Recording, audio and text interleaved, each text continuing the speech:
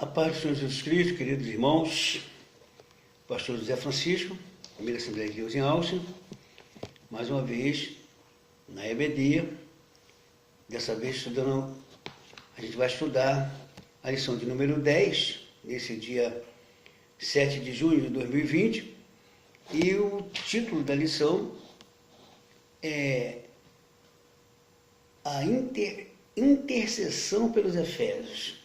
E o texto áureo encontra-se em Efésios capítulo 3, versículos 14 e 15, que nos dizem assim: por causa disso me ponho de joelho perante o Pai de nosso Senhor Jesus Cristo, do qual toda a família dos céus, nos céus e na terra toma o nome. Toda a família nos céus e na terra toma o nome de Jesus. A verdade prática nos diz assim: devemos interceder pelos eleitos de Cristo para que eles sejam fortalecidos de poder, vivam em comunhão e exercitam o amor de Deus. Esse é um dever dos ministros, daqueles que têm liderança, daqueles que têm o chamado de intercessão. Devem interceder pelos eleitos do Senhor. Quem são os eleitos do Senhor? Aqueles que foram chamados para a salvação. Todos aqueles que receberam Jesus como salvação, porque foram eleitos, porque foram chamados pela graça infinita do Deus Altíssimo. O objetivo dessa lição, o objetivo geral é aprender a eficácia da oração no fortalecimento, restauração e crescimento espiritual da Igreja de Cristo. Esse é o objetivo geral. Agora, os objetivos específicos, de quais iremos estar discorrendo, são três tópicos que são os objetivos principais da lição. O primeiro tópico fala sobre refletir acerca do propósito da oração do apóstolo Paulo no poder do Espírito. O segundo tópico fala sobre destacar a necessidade de que a igreja está arraigada e fundamentada no amor de Deus. E o terceiro, conscientizar de que Deus é capaz de fazer muito além daquilo que pedimos. Esses são os assuntos que nós iremos estudarmos. Discorremos aqui na lição. A introdução nos diz assim: após revelar o mistério oculto e todas suas dádivas, apóstolo Paulo passa a orar em favor da Igreja de Cristo. Na intercessão paulina, aprendemos que Deus pode fazer tudo além daquilo que pedimos ou pensamos, sendo Ele o único que é digno de ser glorificado. Refletir sobre a oração intercessória do apóstolo Paulo é o tema dessa lição. Então, nós vamos estar refletindo sobre a oração intercessória, sobre o que Paulo trouxe de eficácia, de fortalecimento, de estrutura para a igreja de Éfeso, através nessa epístola, nessa intercessão que ele apresenta, que tornou-se uma carta que tornou-se até universal. Essa intercessão vale para todos os povos cristãos. Então, o primeiro tópico vai falar sobre corroborados com o poder do Espírito, isso é, fortalecidos pelo poder do Espírito.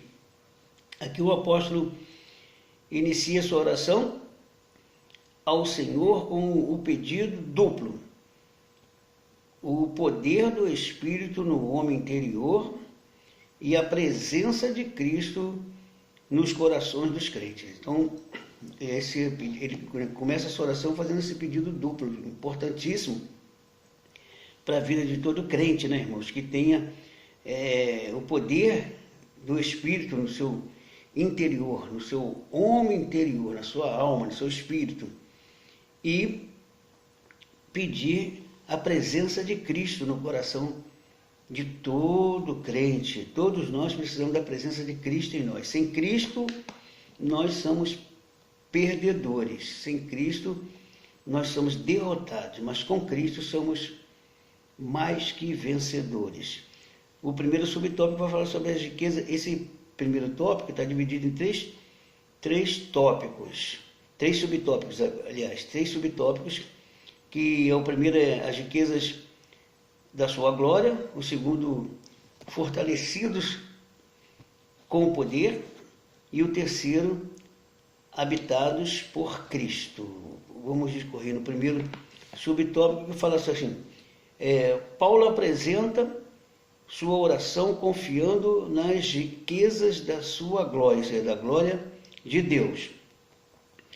O apóstolo já havia declarado que Deus é o Pai da glória, cheio de abundantes riquezas da sua graça, o que significa que ele é possuidor de todas as glórias e dispenseiro das riquezas e ilimitadas bênçãos.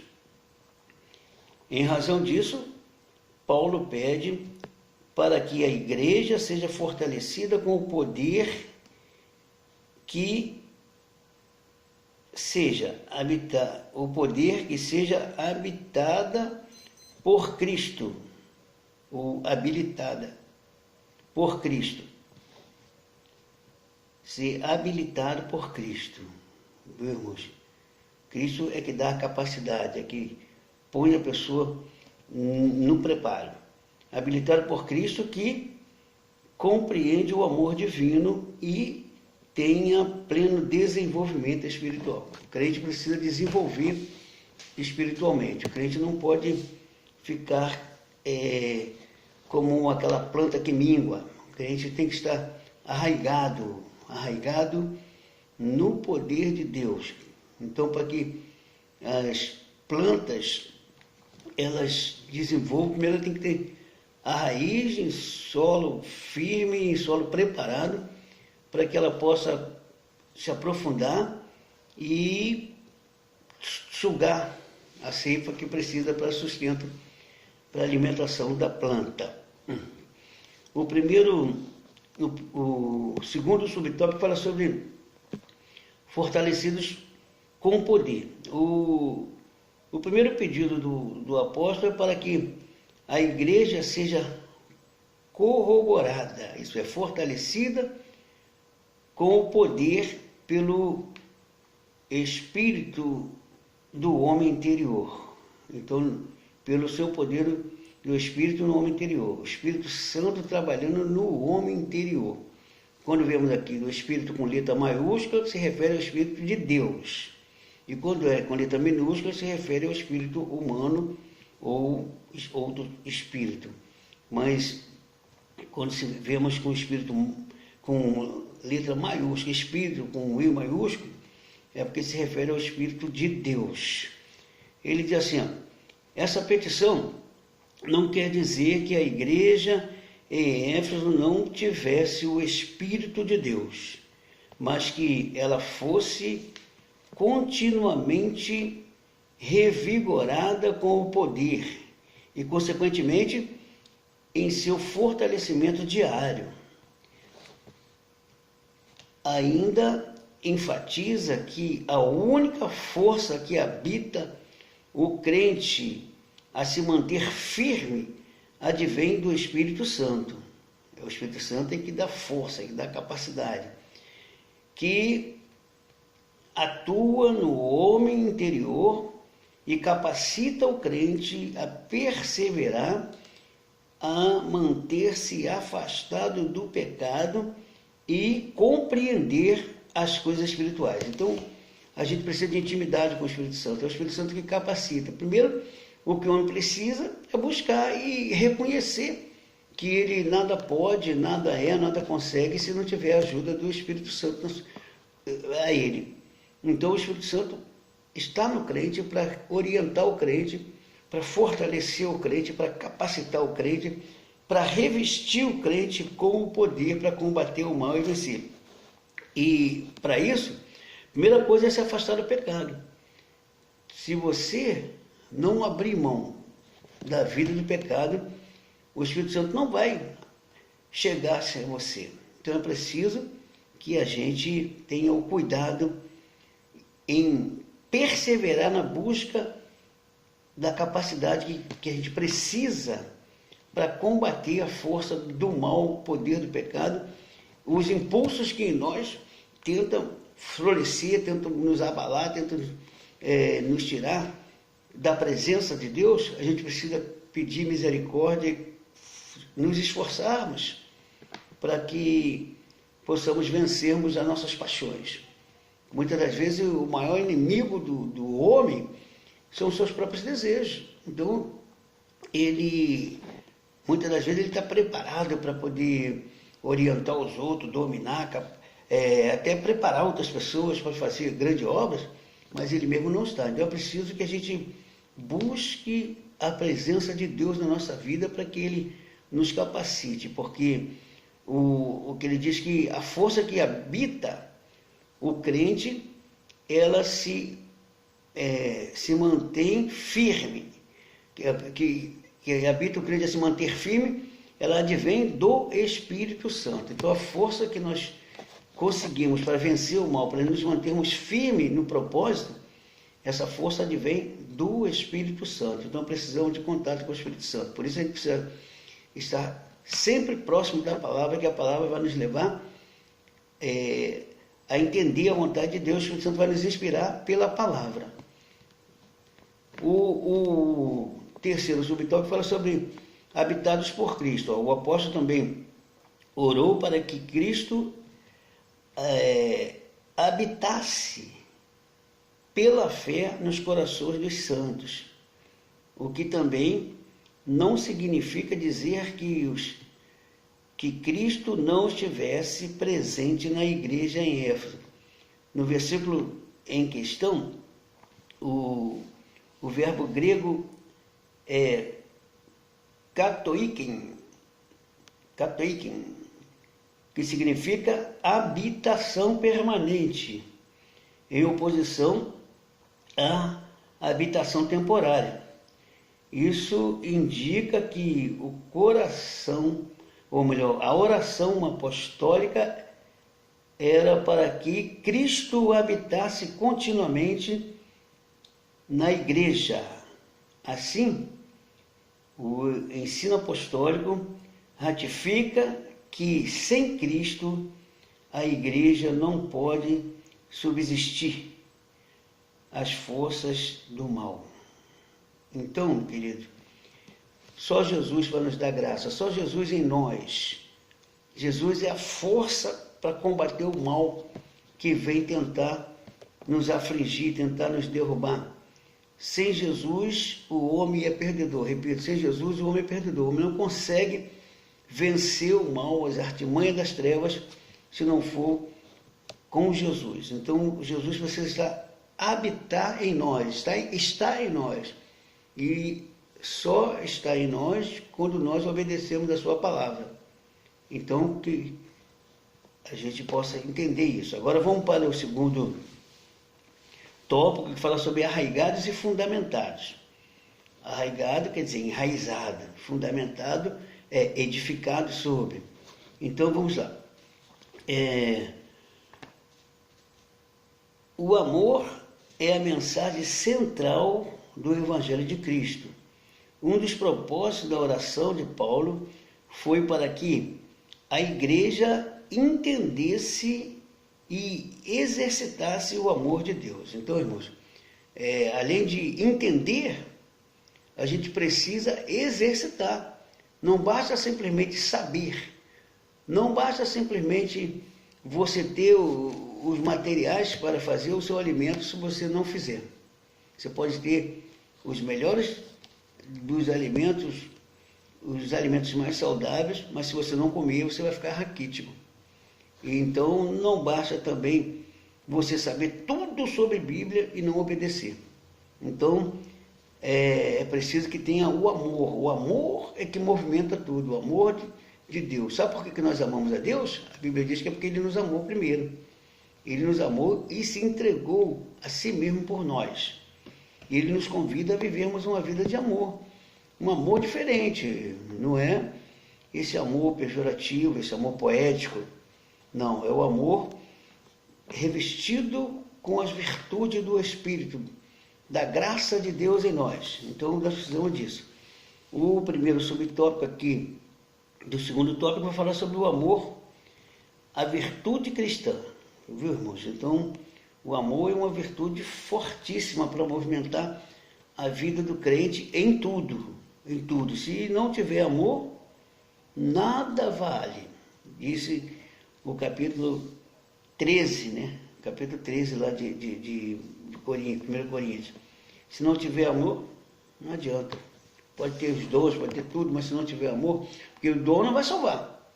O dom não salva. O dom, ele é de Deus e volta para Deus.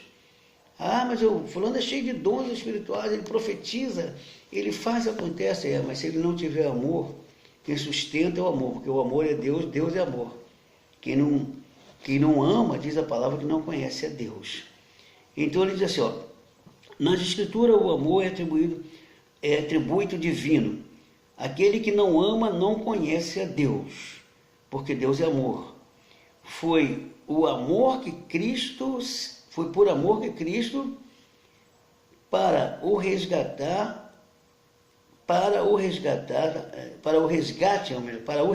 da humanidade. Cristo se entregou para o resgate da humanidade. Foi por amor. Ele se entregou, ele quis fazer isso, porque amou a humanidade, não foi forçado, ele fez por amor. Então, ele continua dizendo aqui, o amor é o resumo da lei e dos profetas, o sinal dos discípulos de Cristo. Todo discípulo de Cristo tem que ser conhecido pelo amor. O amor é dos predicados de princípio de amor é servir. Quem ama, serve, e serve com alegria. Viu, irmãos? Quem ama, compreende. Quem ama, suporta. Quem ama, luta pela causa do outro. Então, por isso que a gente precisa do amor. Ele diz, ó, a prova de filiação com Deus, o amor de Deus, é a prova de filiação com Deus. Vai dizer aqui em 1 João, capítulo 4, versículo 7. Se você não ama, não é filho de Deus. E deve ser expresso por meio de atitudes concretas, atitudes firmes, não é abstrata, não, é concreta, atitude real, coisas que sejam notórias. Então o amor tem que ser declarado, não é só você dizer que ama, mas não declarar isso por meio de obras, por meio de ajudar alguém, por meio das compreensões, não. Só ama, só aquele amor poético que faz as pessoas se comoverem, até chorar, mas que na realidade está fisgando a pessoa e levando a pessoa para a queda. Então é preciso amar com sinceridade. Ele fala o amor é o maior de todas as virtudes e o princípio que norteia, isso é, que dirige, que orienta o fruto do Espírito. Então, o amor, ele precisa ser exercitado. A gente precisa da graça de Deus. Se a gente não, Deus é amor. Então, para você amar, você precisa ter Deus em você. Para você ter Deus em você, você precisa se quebrantar, você reconhecer a sua fraqueza, reconhecer o seu estado de miséria, de decadência, se Deus não estiver em você. Então você clama por Deus e pede socorro, e Ele vem e te ajuda e te dá graça. Em alguma situação, só por amor você consegue fazer. Se não tiver amor, nada adianta. Então, Agora vamos para o segundo subtópico aqui do segundo tópico, que fala sobre arraigados e fundamentados em amor, viu, irmãos? Aí ele vai dizer assim, após rogar ao Pai, pelo poder do Espírito e a habitação de Cristo, o apóstolo clama para que a igreja possa também compreender e praticar o amor. Não basta compreender, compreender e praticar. A expressão arraigados e fundamentados em amor compara os santos como uma planta bem enraizada e uma casa bem alicerçada. Como a gente falou já, a planta precisa ter a raiz que seja aprofundada no solo o suficiente. Cada espécie ela precisa ser, mas algumas têm a sua raiz que vai como peão, desce, outras formam raízes se espalhando em volta de si, mas ela precisa estar bem enraizada e o solo tem que estar bem preparado.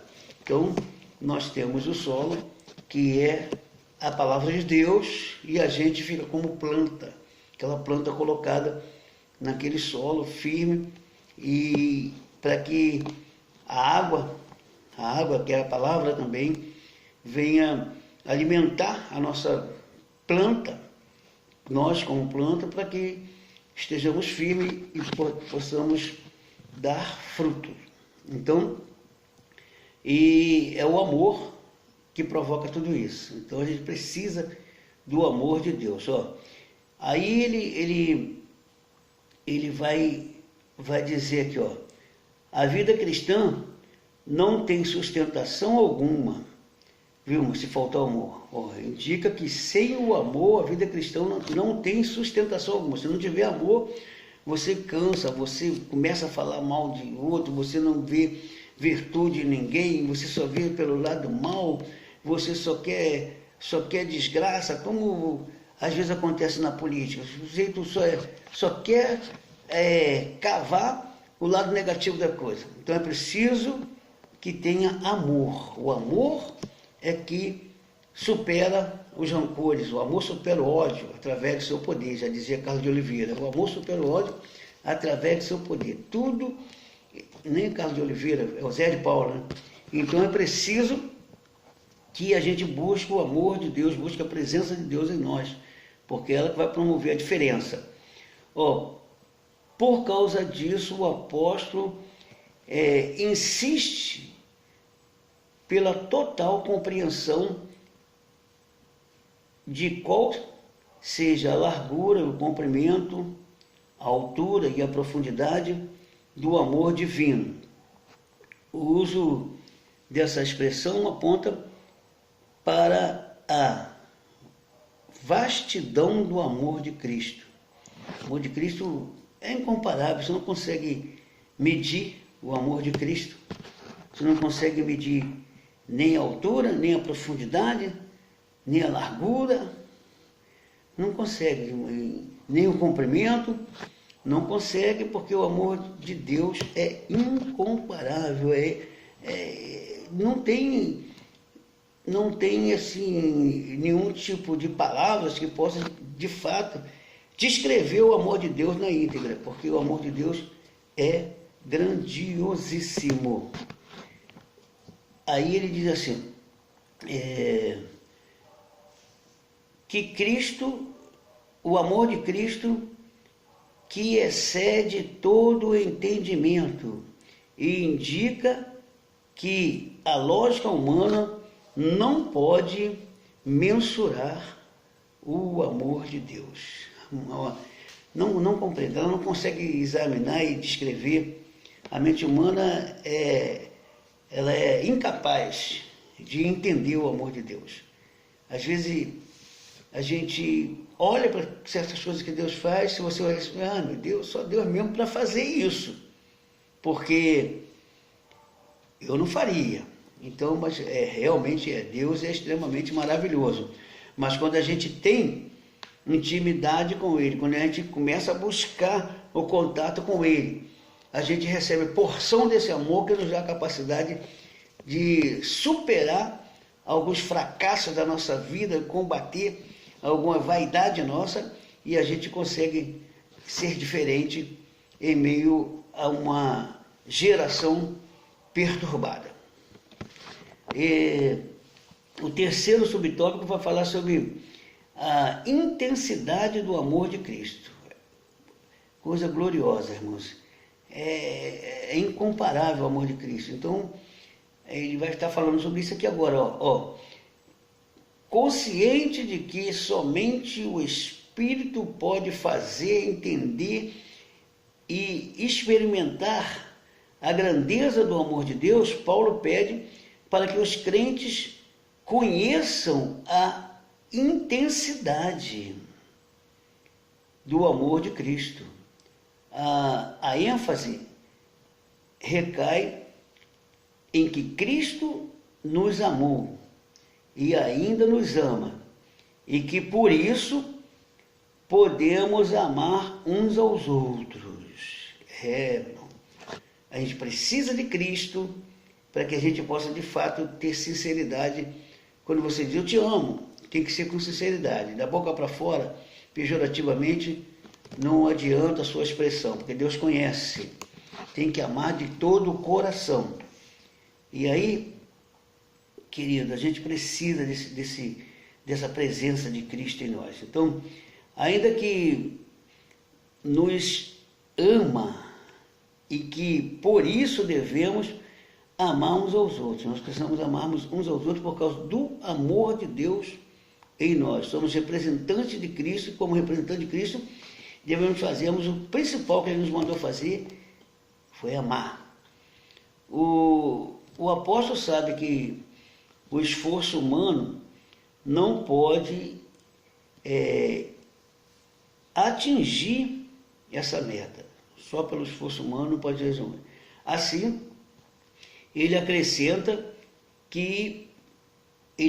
esse pedido à oração, para que os crentes sejam cheios de toda a plenitude de Deus. Plenitude, completo.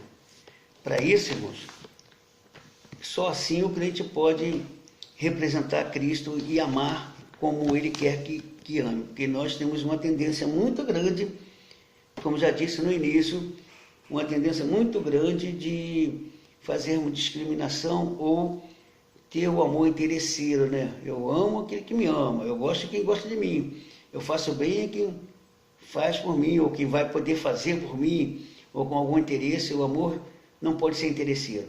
O amor tem que ser simples e fiel e fazer como se estivesse fazendo para Deus e não querendo fazer para depois ter uma recompensa ali ou tentar barganhar com Deus. Não adianta. Deus conhece a sinceridade do nosso coração. Então, façamos o bem de todo o coração. O terceiro tópico vai falar sobre as bênçãos de Deus excede o pensamento humano. E aí, irmão, de fato, as bênçãos de Deus, às vezes, você vê as pessoas sendo tão abençoadas, mas aí você vê ela com a vida totalmente fora dos propósitos de Deus, mas Deus está declarando, está abençoando aquela pessoa. No nosso pensamento humano, a gente tem um juízo sobre aquilo ali, poxa. Às vezes, não viu a situação do Asaf, que começou a olhar para a vida dos ricos, né, dos ímpios que eram poderosos em conquista, poderosos em adquirir bens, enquanto ele, um homem dedicado ao louvor e adoração, vivia em crise, em aperto. Então, de repente, aquela bênção ali, ele não conseguia entender aquilo ali. É preciso do Espírito Santo, mas ele depois se despertou.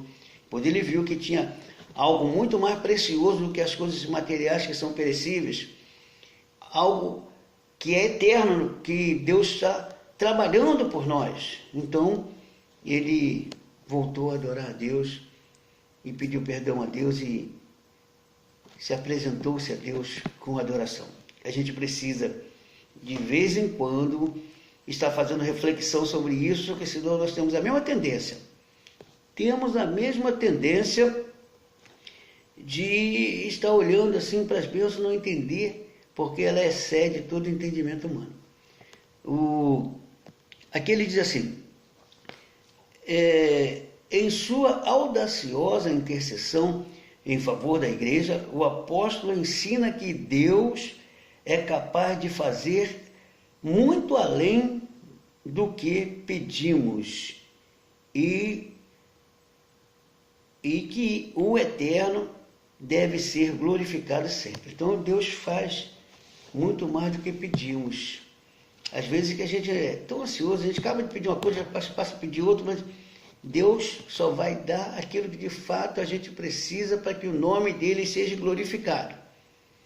Então Deus quer que a gente, primeiro, que a gente entenda que a gente é servo e que ele que é o Senhor. E que ele jamais deixa sem recompensa aquele que trabalha, aquele que se dedica. E ele é justo, fiel e justo. Então, que nós entendamos isso. O primeiro subtópico vai falar sobre a dimensão das bênçãos divinas. Ao concluir a ousada oração, Paulo lembra que a magnitude do poder de Deus é capaz de fazer muito mais abundante além daquilo que pedimos ou pensamos. Isso indica que Deus pode fazer ultrapassar em muitos nossos melhores anseios e desejos. Então Deus pode fazer, Deus é extremamente maravilhoso.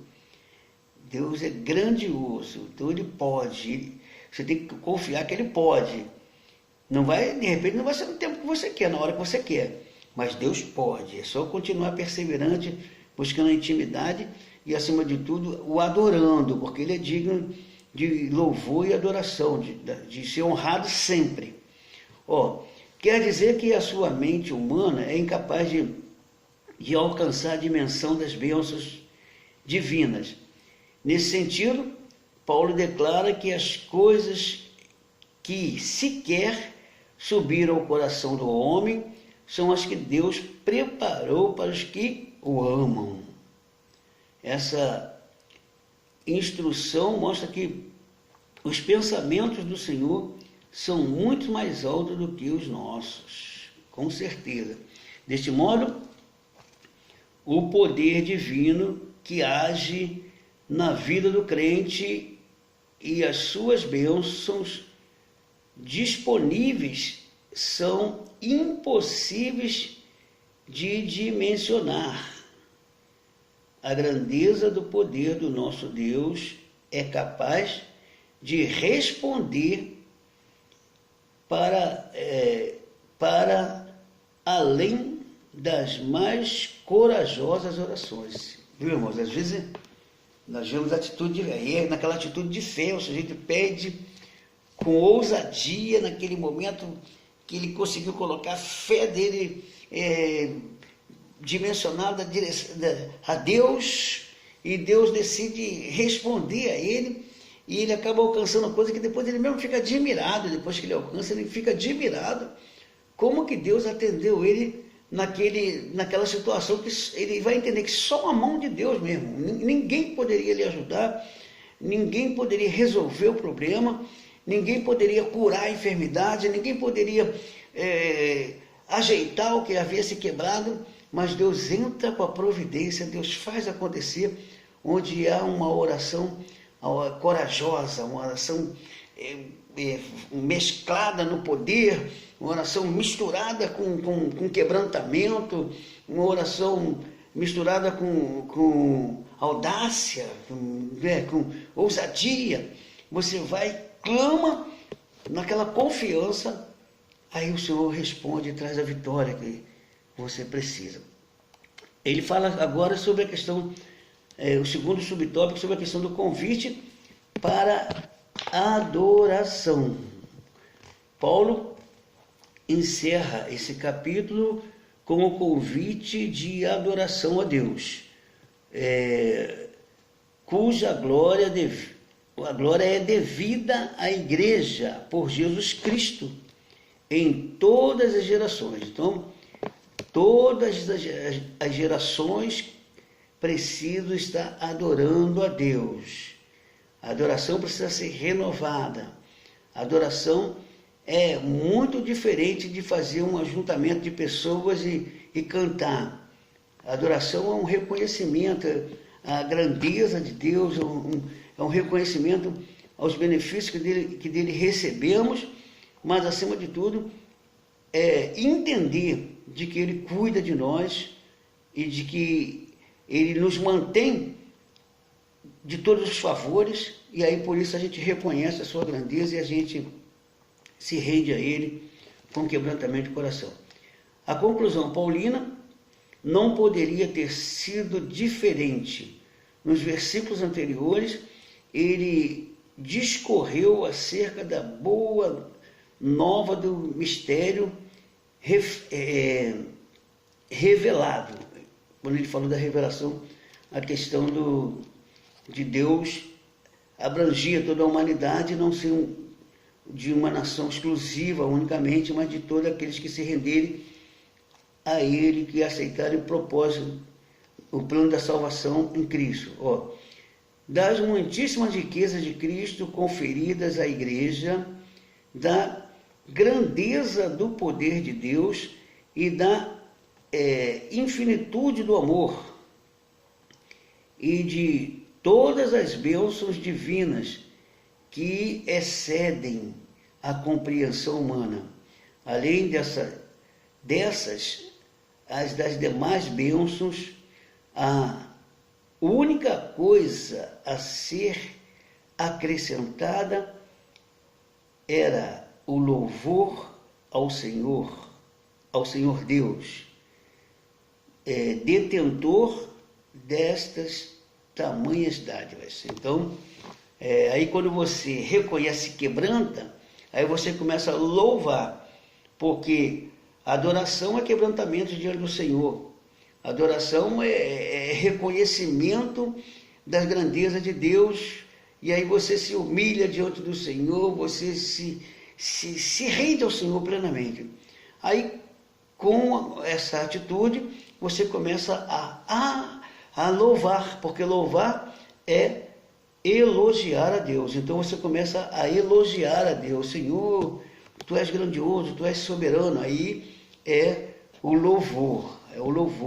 Aí você canta louvores direcionados ao agradecimento. Tudo isso porque você adorou a Deus. Quando o louvor é acompanhado de adoração, ele vai ao trono da glória de Deus, e por isso você consegue fortalecimento e iluminação no entendimento quando você se aproxima da adoração, quando você começa a adorar e louvar a Deus. O terceiro subtópico, daquele terceiro tópico, vai falar sobre a glória devida a Deus, a glória que nós devemos dar a Deus. Finalmente, Paulo prossegue a ensinar que Deus deve ser glorificado na igreja em Cristo. Quer dizer que os atos de louvar e glorificar a Deus fazem parte dos propósitos da instituição da igreja.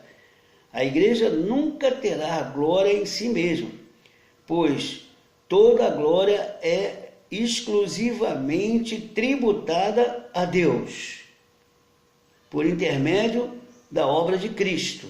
Então, o homem precisa fazer tudo, mas a glória é do Senhor, porque Deus é quem dá a capacidade, Deus é quem dá a sabedoria, Deus é quem dá as estratégias, Deus é quem dá a condição de você ir fazer. Ele já está te abençoando por isso, agora a glória é dele. Sem ele você não consegue fazer. Então a gente precisa ter esse reconhecimento. Em sua oração, o apóstolo anseia que essa postura de adoração e exaltação a Cristo perdure por todas as gerações. Ela não pode parar, ela tem que perdurar, passa de geração a geração. E enfatiza seu pedido com a frase: para todo sempre. que significa que deve ser praticada por todos os crentes. Todo crente deve adorar, deve louvar, deve glorificar a Deus. E você glorifica a Deus não é só quando você expressa verbalmente.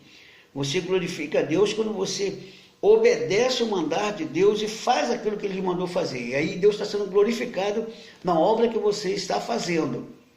Então, você dá glória a Deus com as suas atitudes, você dá glória a Deus com o trabalho que você faz pela obra. Isso nós precisamos ter ciência, nós precisamos termos conhecimento disso. Então, como líder, você deve orar pelos seus liderados, não ter ciúme, mas pedir que Deus revista com capacidade, com poder. E nós, que estamos ficando um pouquinho mais velhos, precisamos prepararmos outros, porque daqui a um pouco nós estamos indo embora e a igreja precisa continuar, porque a ordem aqui é que de geração em geração Deus precisa ser adorado, Deus precisa ser reconhecido, Deus precisa, Ele quer, não é que Ele precisa, é que Ele quer ser adorado, quer ser louvado, quer ser exaltado. As obras dele em si já o faz ser adorado, mas Ele quer que os seus escolhidos, que os seus eleitos estejam voltados a obedecer essa regra que Ele determinou. E a conclusão diz assim, a ousada intercessão de Paulo anelava o fortalecimento da igreja. O apóstolo tinha ciência de que o perseverar do cristão dependia de 4 princípios basilares, os quais ele pediu a Deus em oração: o fortalecimento de poder, a presença plena de Cristo, o intenso exercício do amor de Deus e o contínuo crescimento espiritual, até encontrar a perfeição. Durante esse processo, o povo de Deus deve glorificá-lo em todo o tempo. Então, nós vamos buscando, crescendo, melhorando. Existe um louvor que diz assim: sempre melhorando, sempre melhorando, sempre melhorando no Senhor, sempre melhorando, sempre melhorando,